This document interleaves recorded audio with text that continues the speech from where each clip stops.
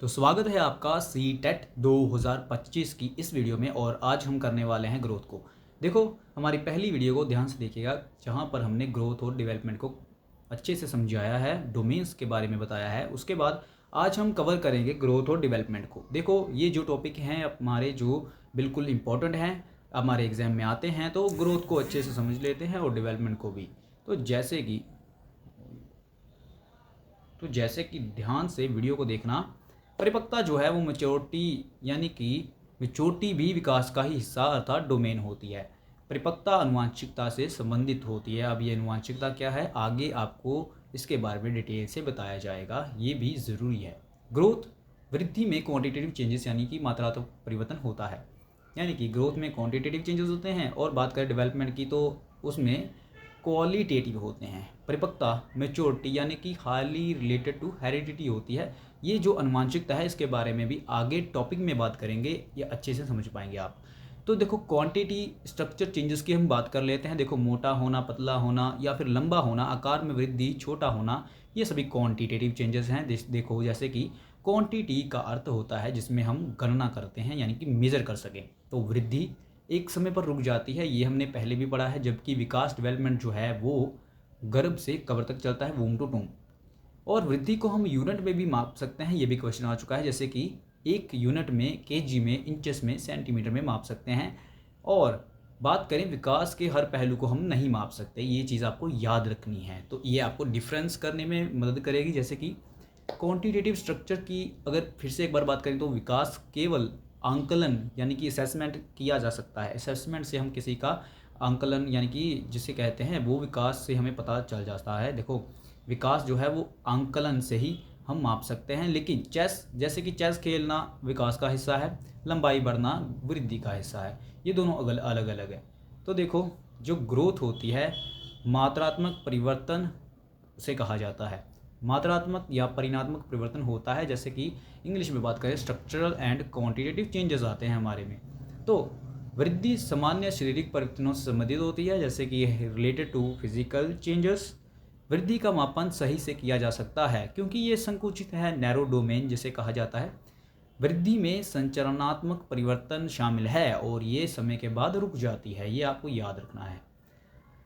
Development जो है वो विकास के परिणात्मक यानी कि फंक्शनल परिवर्तन शामिल होते हैं यहाँ पर। ये निरंतर चलता रहता है, विकास निरंतर चलता रहता है, जैसे कि आपको मालूम है, बूम टू बूम चलता रहता है। नोट करने वाली चीज़ों को आप नोट कर लीजिएगा, ये आपके लिए ज़रूरी है। जैसे कि यहाँ पर मेन बात ये कर लेते हैं, आप इसको वैसे भी रीड कर लोगे। संज्ञानात्मक विकास जिसे कहा जाता है कोग्निटिव डेवलपमेंट के अंतर्गत होता है। हमारी जो संप्रदायों का विकास है वो हमारे कोग्निटिव डेवलपमेंट में होता है। संप्रदायों का अर्थ होता है कि किसी चीज़ के प्रति कॉन्सेप्ट बनाना। तो कॉन्सेप्ट कहाँ पर बनते हैं, हमारे दिमाग में। ये चीज़ आपको याद रखनी है। तो समझने की बात है यार, याद रखने की ज़रूरत भी नहीं पड़ेगी आपको यहाँ पर। अब इन पे कंपैरिजन कर लेते हैं। देखो, मात्रात्मक परिवर्तन होते हैं ग्रोथ में और परिमाणात्मक परिवर्तन होते हैं हमारे डेवलपमेंट में।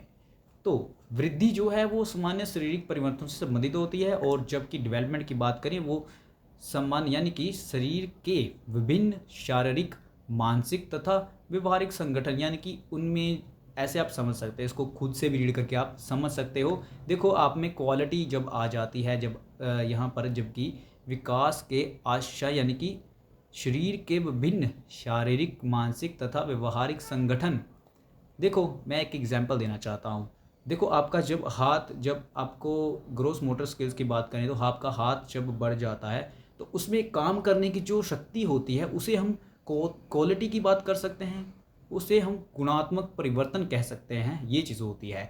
तो जो हमारी क्वांटिटी है, हमारा हाथ अब बड़ा हो चुका है, और जब हम क्वालिटी की बात करते हैं, हाँ, उसमें शक्ति आ चुकी है किसी भी चीज़ को उठाने की या फिर उससे काम करने की। तो देखो, ये एक एग्जाम्पल की तरह है। और उसके बाद अगर बात करें तो ग्रोथ, वृद्धि का मापन सही से किया जा सकता है ये।